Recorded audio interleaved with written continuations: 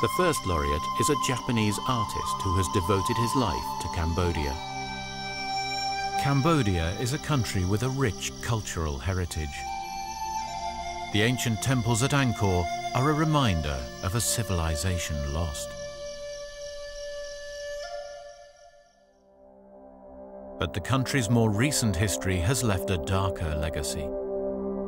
During 30 years of civil war, 1 in 5 Cambodians lost their lives. When each of these individuals died, a piece of Cambodian history died with them. Another casualty of the war was the ancient Khmer art of ikat textiles. It was to take one man's passion to ensure its survival.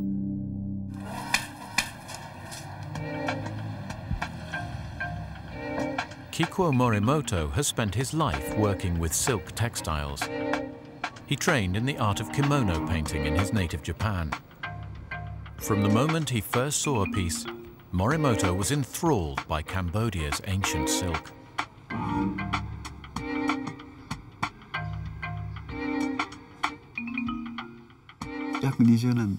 On my first visit to Thailand just over 20 years ago, in 1980, I saw a piece of Cambodian cloth, a piece of ikat. At the time, I didn't know it was a Cambodian textile, but the very beautiful fabric made a strong impression on me. The ancient designs of Cambodian ikat are many hundreds of years old. Their production is so complex that a single sheet would have required up to a year to make. I think it was a unique and great tradition of textiles, which you couldn't find anywhere else in the world. The traditional methods have survived many centuries, handed down from mother to daughter. But the Civil War killed a whole generation and broke the chain.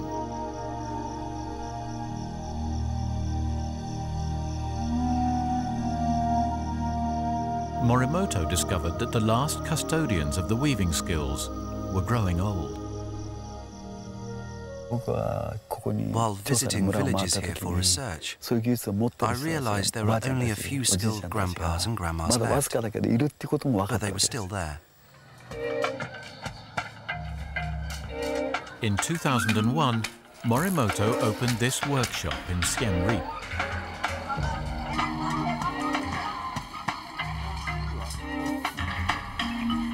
His plan was to help a new generation to learn how to weave the traditional silk textiles.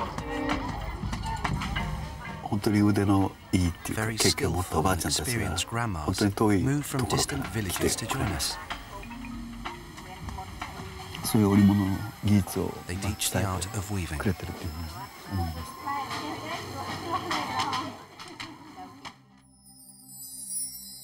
The results are these designs. The intricate motifs appear to be painted onto the cloth. In fact, the individual threads are hand-dyed one by one, and the patterns are woven directly into the material.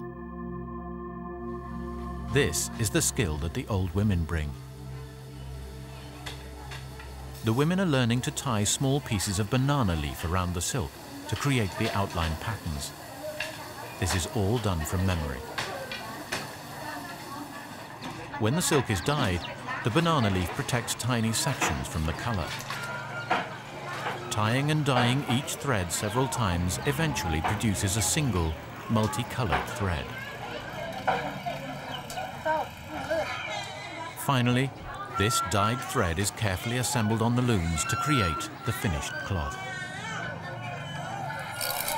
But Morimoto's workshop protects more than just the art. There are so many people living on the poverty line, surviving day to day.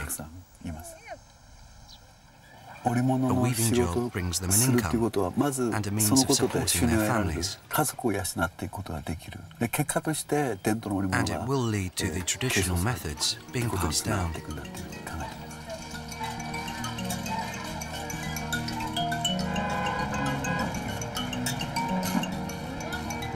Morimoto is running a business like no other. These girls are being paid the usual workshop salary to learn how to paint.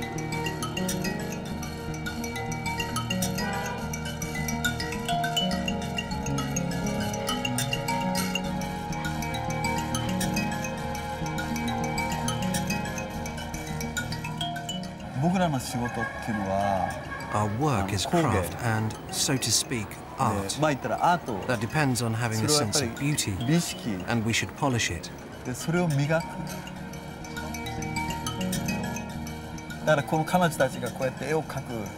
I believe training the girls in painting to be one of the foundations, which will support us in reaching a high standard. And we wish to be at the highest standard of textile making in the world, as Cambodian ikat once was.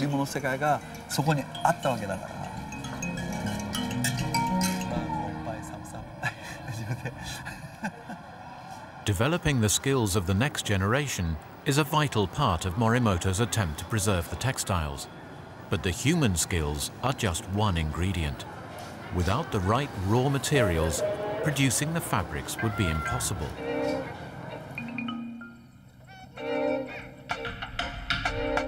On the outskirts of the town, Morimoto has set out to ensure that the raw materials remain available. He has taken over a small piece of forested land to grow mulberry to feed silkworms and plants to make natural dyes.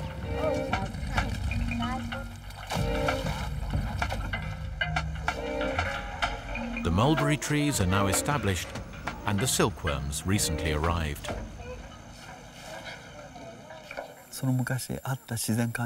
If we aim to produce a high quality textile, the only way to achieve it is to restore the natural environment.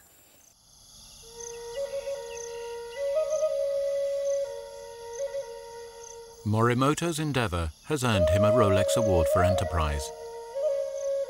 The award will help ensure the survival of Cambodia's traditional silk textiles and provide a sustainable future for the people who make them.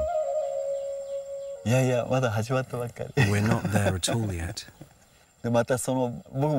We've just started. I don't expect I can go on for decades.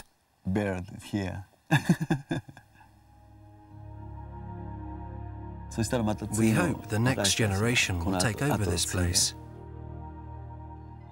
In the past, Cambodian ikat textile was the best in the world, and if we can revive it, I'm certain everyone can benefit.